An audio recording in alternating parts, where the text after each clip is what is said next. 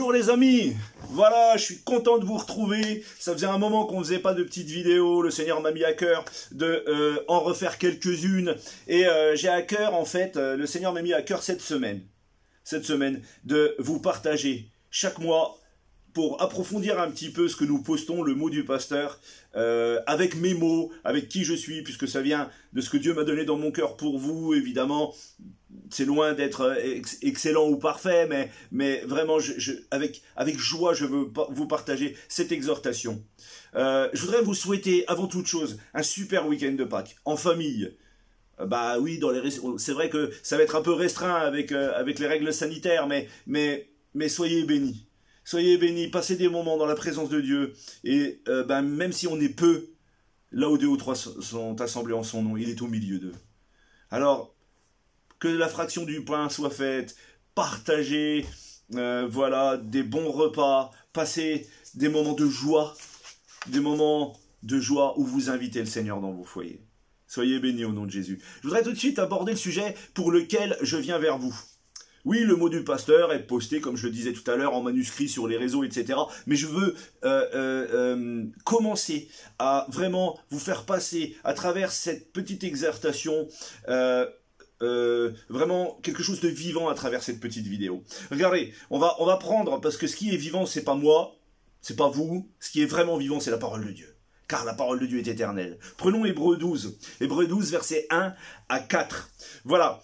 Je vais lire le passage. Nous donc aussi, puisque nous sommes environnés d'une si grande nuée de témoins, rejetons tout fardeau et le péché qui nous enveloppe si facilement, et courons avec persévérance dans la carrière qui nous est ouverte.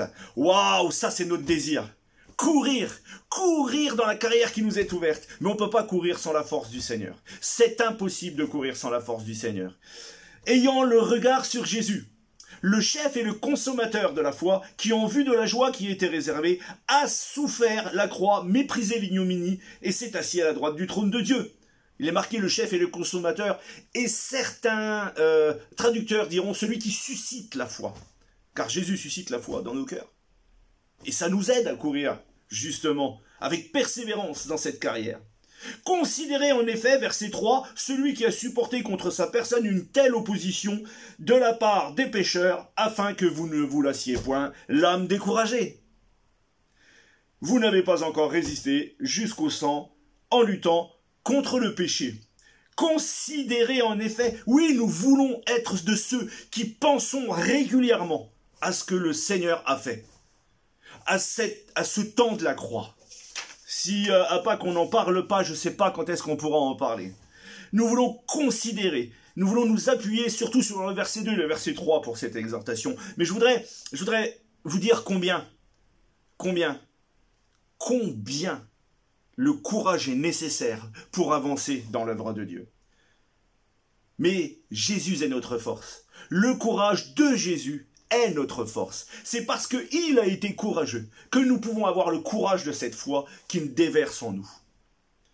Dans ce passage, nous voyons combien Jésus, oui, est courageux. Nous voyons combien il est fort, combien dans les moments les plus faibles, les plus difficiles, où il a été frappé, où il a été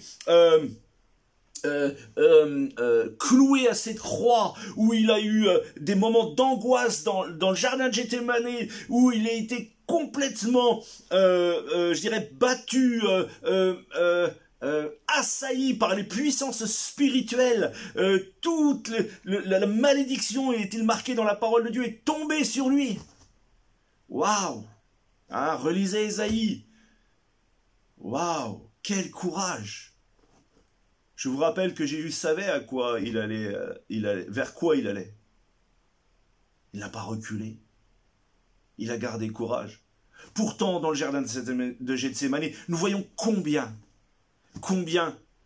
notre Sauveur était dans l'angoisse, dans la difficulté. Mais il dira, pas ma volonté, mais la tienne. Waouh, la force de Dieu, La force de Dieu est venue l'encourager. Le courage nous est nécessaire pour avancer dans l'œuvre de Dieu. Dans l'idée d'être courageux, c'est pas la capacité de faire des choses incroyables, insurmontables. C'est surtout dépasser nos craintes, dépasser nos angoisses, dépasser nos obstacles. La peur peut si facilement envahir notre cœur. Regardez, ces temps de pandémie. Pour certains, la foi, je le vois, moi, je le vois parce que je l'ai vu dans le cœur de certains. Ça les a arrêtés dans le témoignage. On s'enferme, on a peur. Waouh! Frères et sœurs, soyons sages, gardons en tête que nous ne devons pas faire n'importe quoi. Oui, il y a une situation sanitaire. Oui, il faut obéir aux autorités. Oui, mais Dieu nous donne une intelligence renouvelée, un courage renouvelé, et nous pouvons prendre d'autres moyens pour annoncer l'évangile. Et quand je parle d'autres moyens, c'est pas spécialement le numérique, même si je bénis Dieu pour cet outil. Ça, c'est juste un pan de la chose. Moi, je croise toujours les personnes, même si j'ai un masque sur le nez. Vous aussi, ayons le courage d'annoncer l'évangile. Car Jésus a souffert et considéré combien il a souffert. Une opposition terrible du monde, une opposition terrible des forces spirituelles, pour que nous soyons non seulement sauvés, mais après sa résurrection, l'Esprit est venu en nous et il a déposé le gage de l'Esprit. Et nous avons tout ce qu'il faut, la puissance de Dieu en nous, pour pouvoir continuer à porter la bonne parole. Un homme courageux dans le Seigneur, par la foi, va vivre au-delà de ses sentiments, au-delà de la convoitise de charnel, au-delà de ce qui se passe sur cette terre, de ses ambitions personnelles. Il va aller jusqu'à ce qui est à faire, demandé par Dieu. Et chacun d'entre nous, quand nous nous adressons au Seigneur, il nous dirige vers les choses que nous avons à faire. Chacun d'entre nous, nous savons ce que nous avons à faire. Que ce soit pour notre foyer, que ce soit pour notre église, ou que ce soit pour le corps de Christ en plus général, ou que ce soit pour aller dans ce monde, comme dit le Seigneur, je vous envoie. Nous avons le besoin du courage du Seigneur pour être envoyés. Nous avons besoin du courage du Seigneur. Ce passage dans les évangiles nous montre que Jésus a dû faire face à sa destinée avec un courage extraordinaire. Il a fait face à une mort cruelle et douloureuse. Il a fait face aux angoisses, aux tristesses, à l'agonie, mais sans abandonner son appel ni dévier de la mission que le Père lui avait donnée. Frères et sœurs, l'essence même du courage pour nous, enfants de Dieu, l'essence même du courage pour nous, disciples de Christ, c'est de faire de notre mieux pour suivre son exemple. Le courage, ce n'est pas faire la démonstration de la force, comme si je pouvais déclencher un miracle par moi-même. Quel orgueil! Au contraire, certains, eux, sont éteints au courage.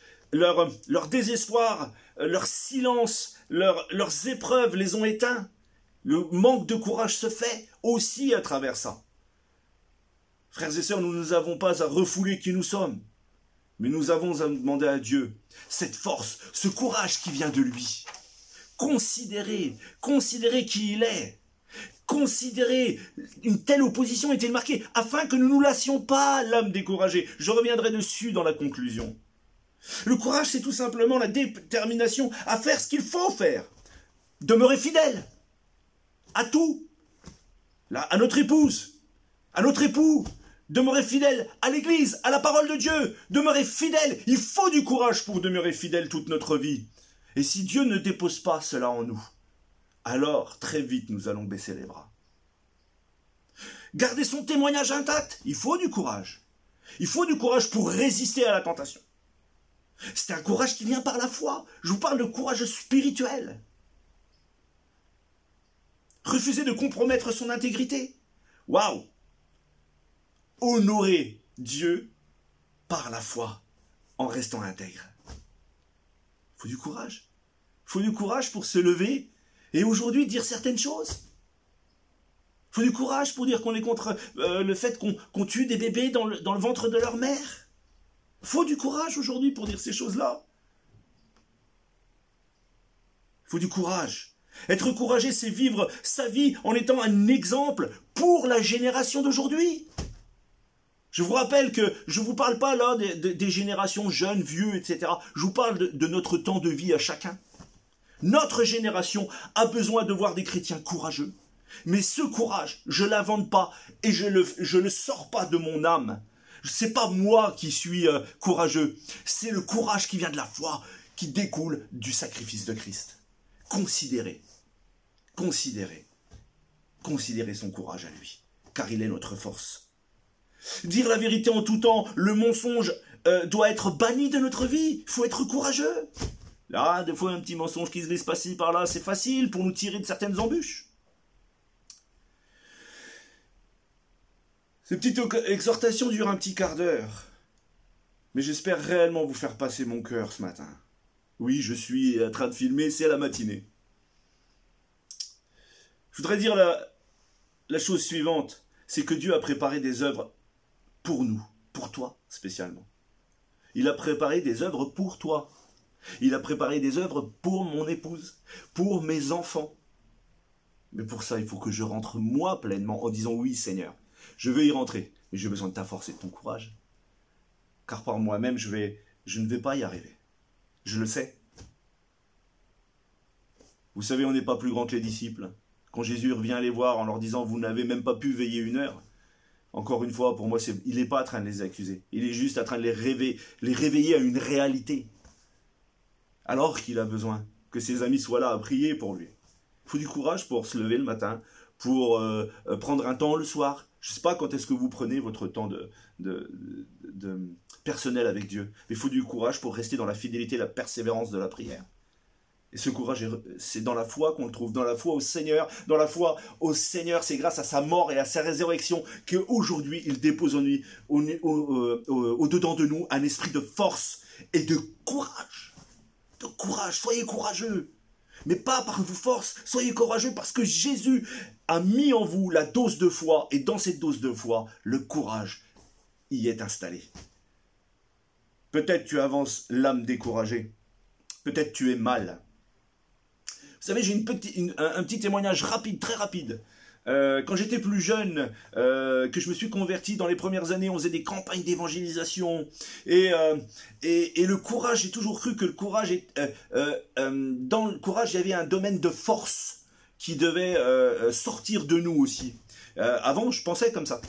Et puis, voilà, on faisait une campagne d'évangélisation dans un quartier, on avait planté une tente, enfin ça remonte à un certain temps déjà. Hein.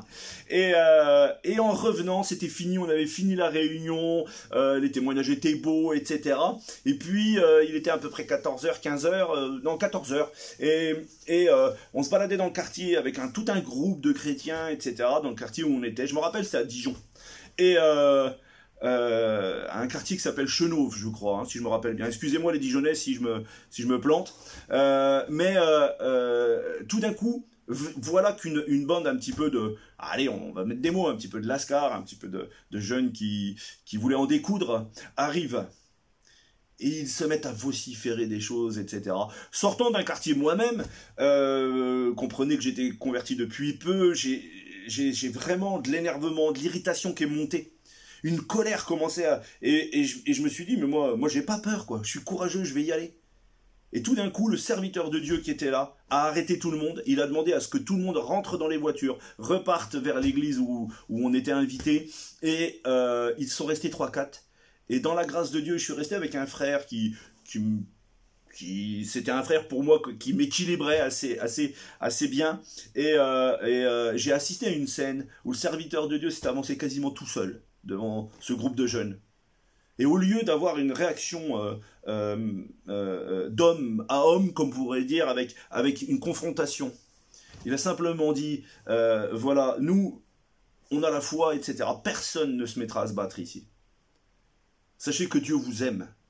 Et vous l'acceptez, c'est bien, vous l'acceptez pas, nous continuerons à prier pour vous.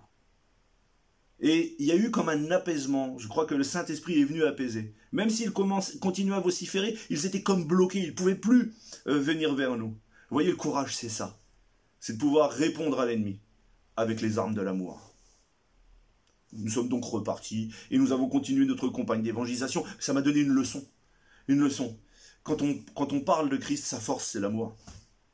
Sa force, c'est l'amour qu'il a déclaré à la croix. Enfin bref, voilà, le courage de Jésus, et je conclurai là-dessus, le courage de Jésus est de rester et reste notre force. Car en effet, celui qui a supporté contre sa personne une telle opposition, de la part des pécheurs, a fait cela afin que nous ne laissions point l'âme découragée. Alors ne nous lassons pas, frères et sœurs. Alors ne nous lassons pas, chers amis. Car c'est lui qui renouvelle notre courage. C'est lui qui renouvelle notre foi. Et en renouvelant notre courage, nous pourrons vivre cette foi jusqu'au bout. Amen. Je vous souhaite de très bonnes fêtes de Pâques. Vraiment. Soyez bénis dans le nom de Jésus et un très bon mois d'avril. À bientôt. On vous aime.